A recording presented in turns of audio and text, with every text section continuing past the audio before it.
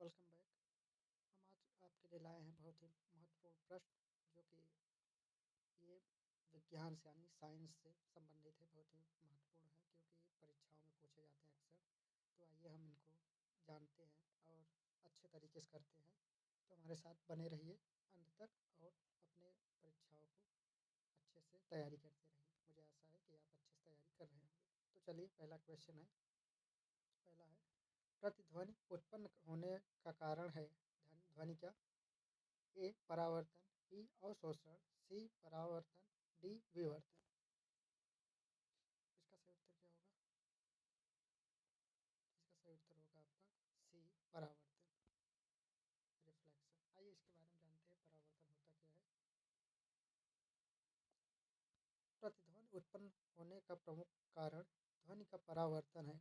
जब ध्वनि तरंगे दूर स्थित किसी टावर या पहाड़ से टकराकर परावर्तित या परिवर्तित होती है तो इस परावर्तित ध्वनि को प्रतिध्वनि कहते हैं। सर्वोत्तम विद्युत चालक है। ए लोहा, बी एल्यूमीनियम, सी तांबा, डी चांदी। तो इसका सही उत्तर क्या हो जाएगा? इसका सही उत्तर हो जाएगा ऑप्शन नंबर डी यानी चांदी होगा। आइए इसके बारे में जानते हैं क्यों है। तो ऐसी धातुएं जिसमें ऊष्मा और विद्युत का प्रवाह आसानी से हो जाता है सुचालक धातुएं कहलाती हैं। चांदी विद्युत का सर्वश्रेष्ठ सुचालक है। धातुओं के विद्युत चालक के अनुसार घटता क्रम निम्न प्रकार है: तांबा, aluminium, tungsten.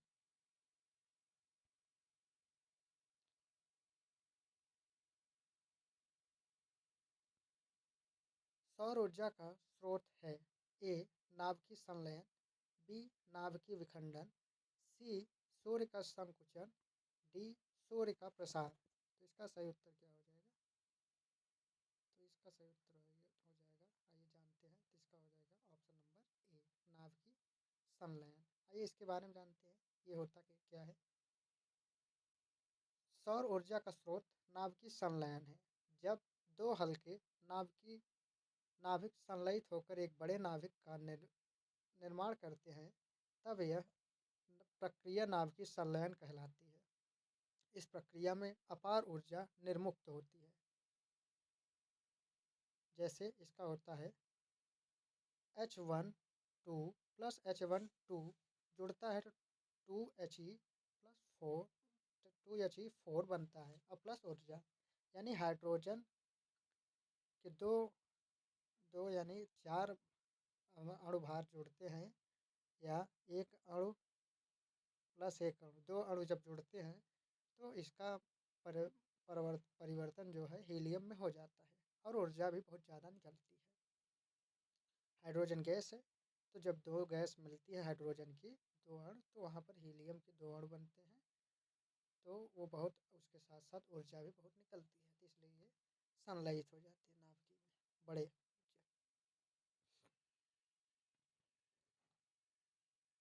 Very light pistol का प्रयोग रात में किस लिए किया जाता है? वेरी लाइट पिस्टल का प्रयोग रात में किस लिए प्रयोग किया जाता है? तो आइए जानते हैं। ए फायरिंग प्रैक्टिस के लिए, बी आत्मरक्षा के लिए, सी अपना लोकेशन अपने साथियों को बताने के लिए या डी किसी स्थल को कुछ देर के लिए प्रकाशित करने के लिए। तो इसका सही उत्तर क्या हो जाएगा? इसका हो जाएगा आपका ऑप्शन नंबर, देखते हैं, डी हो जाएगा यानी ये हो जाएगा किसी स्थल को कुछ देर के लिए प्रकाशित करने के लिए होता है। जैसे हम बॉर्डर पर किसी भी या कोई भी वस्तु होती है या बॉर्डर पर हम लोग अक्सर यूज करते हैं जो हमारे सैनिक यानी जवान होते हैं। वेरी लाइट पिस्टल का प्रयोग रात के किसी स्थल को कुछ देर के लिए प्रकाशित करने के लिए किया जाता है जिससे उस स्थल की वास्तविक स्थिति का आकलन किया जा सके। अन्वेषण के दौरान झूठ पकड़ने के लिए निम्न में से किसका प्रयोग किया जा सकता है?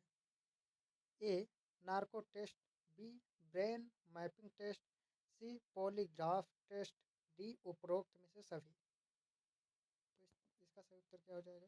इसका हो जाएगा आपका ऑप्शन नंबर डी उपरोक्त में ये सभी प्रकार के जो है टेस्ट, इनसे हम झूठ पकड़ने के लिए करते हैं। तो आइए जानते हैं इसके बारे में हम लोग अच्छे तरीके से।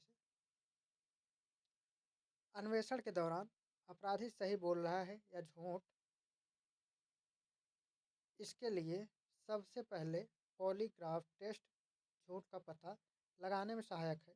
इसके अलावा ब्रेन मैपिंग भी व्यक्ति के मस्तिष्क संवेदनाओं को रिकॉर्ड करके भी सत्य की जांच की जाती है। नार्को टेस्ट के माध्यम से झूठ और साथ ही साथ कोई अन्य जानकारी जो व्यक्ति छिपा रहा है जान सकता है। अतः तीनों विकल्प सही है।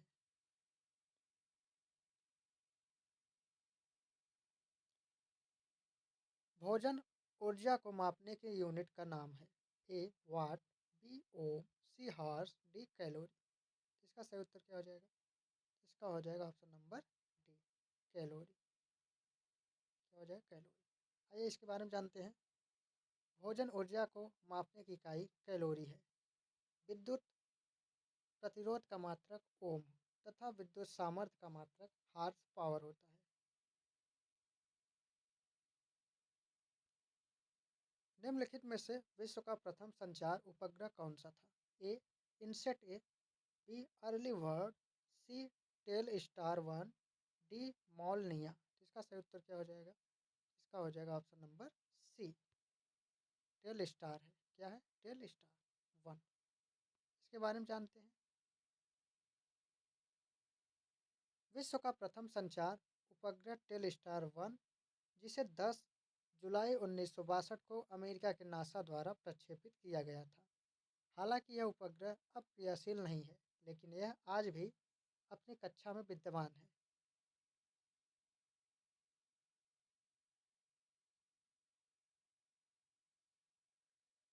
किसमें ध्वनि की गति सर्वाधिक होती है?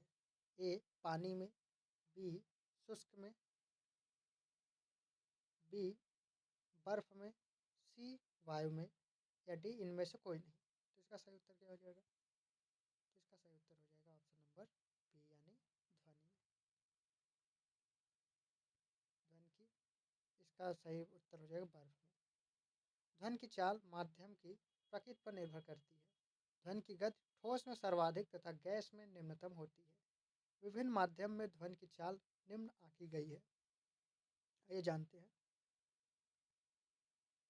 इसके बारे में कुछ। माध्यम और ध्वनि की चाल 0 सेंटीग्रेड पर मीटर प्रति सेकंड में है।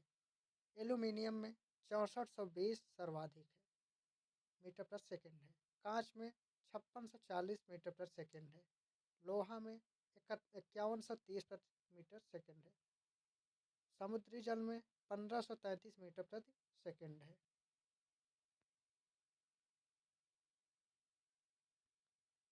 पानी में 1493 मीटर प्रति सेकंड है। बर्फ में 4000 मीटर प्रति सेकंड है। वायु में 332 मीटर प्रति सेकंड है। निर्वात में 0 न्यूनतम है।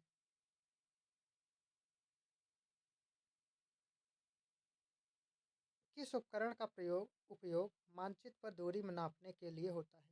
ए प्लानोमीटर,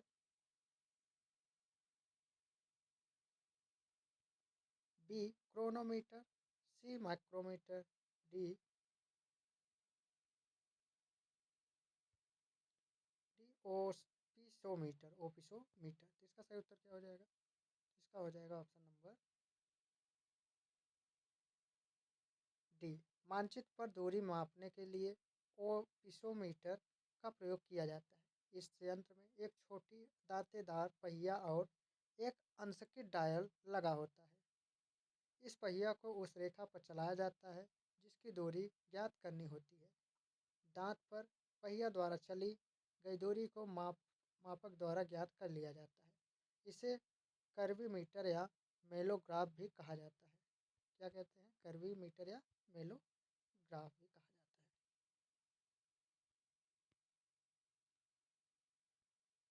पलायन वेग किसे कहते हैं? उपग्रह का वेग समझते हैं। और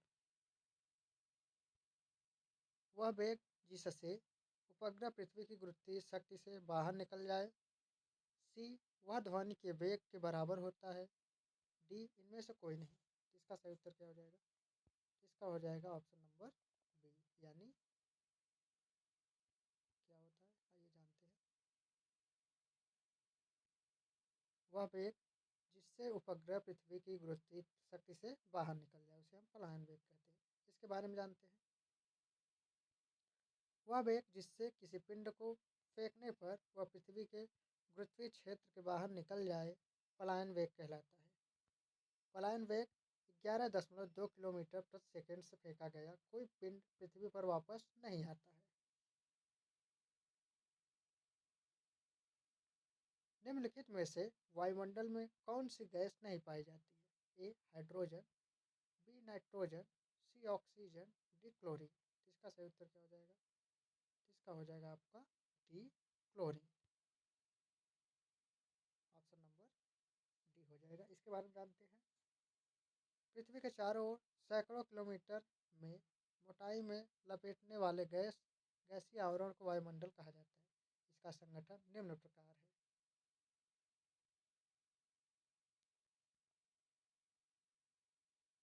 आइए जानते हैं।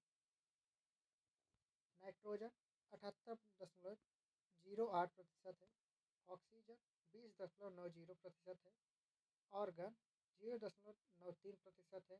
कार्बन डाइऑक्साइड 0.003% है। और नियान 0.00818% है। हीलियम 0.0005% है। ओजोन 0.0006% है। हाइड्रोजन 0.0005% है। इसके अलावा मीथेन, क्रिप्टॉन, जेनॉन अत्यंत अल्प मात्रा में पाए जाते हैं। प्रकाश की तरंग का सिद्धांत किसने प्रतिपादित किया? ए मैक्सवेल ने, बी प्लैंक ने, सी न्यूटन ने, डी मैडम क्यूरी ने। तो इसका सही उत्तर अभी तक कंफर्म इसमें नहीं दिया गया है। न्यूटन के समकालीन विद्वान हाइगेज हाइजेंस ने सन 1678 में प्रकाश के तरंग के सिद्धांत का प्रतिपादन किया था। हाइगेज ने, ठीक ना।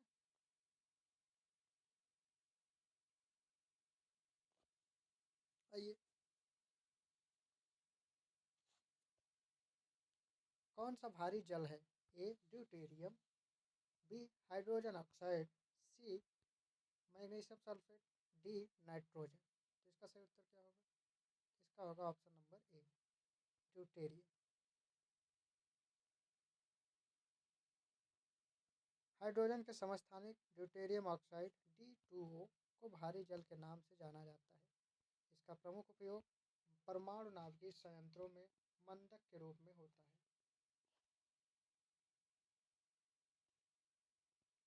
जब किसी पदार्थ का तापक्रम बढ़ता है तब उसके अणुओं की माध्य गतिज ऊर्जा के मान पर क्या प्रभाव पड़ता है? ए बढ़ता है,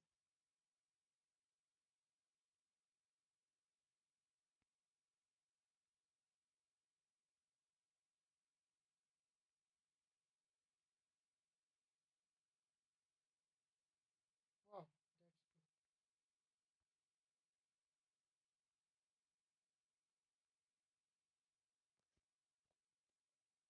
बी घटता है, सी कोई परिवर्तन नहीं होता, डी इनमें से कोई नहीं। तो इसका सही उत्तर क्या हो जाएगा? इसका सही उत्तर हो जाएगा ए, यानी बढ़ता है। जब किसी पदार्थ का तापक्रम बढ़ाया जाता है तो उनके अणुओं के माध्य गतिज ऊर्जा बढ़ जाती है।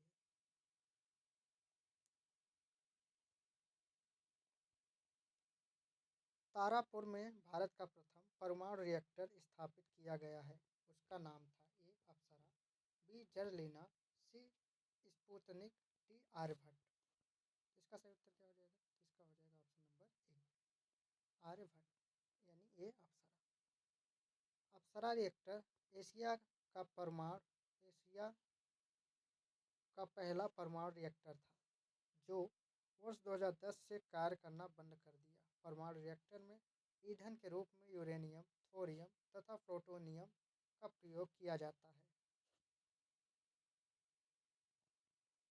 निम्न में वायु दाब को नापने वाला उपकरण कौन सा है? ए क्रोनोमीटर, बी बैरोमीटर, सी एमीमीटर, डी एनीमोमीटर। तो इसका सही उत्तर क्या हो जाएगा? तो इसका सही उत्तर हो जाएगा ऑप्शन नंबर बी, बैरोमीटर। इसके बारे में जानते हैं। वायु दाब को मापने वाला यंत्र बैरोमीटर है। क्रोनोमीटर एक वैज्ञानिक उपकरण है जो जलयानों में सही समय का पता लगाता है। अमीटर द्वारा विद्युत धारा, एनीमोमीटर द्वारा पवन का वेग मापा जाता है। तो दोस्तों, जय हिंद, जय भारत। लाइक, सब्सक्राइब, शेयर करना।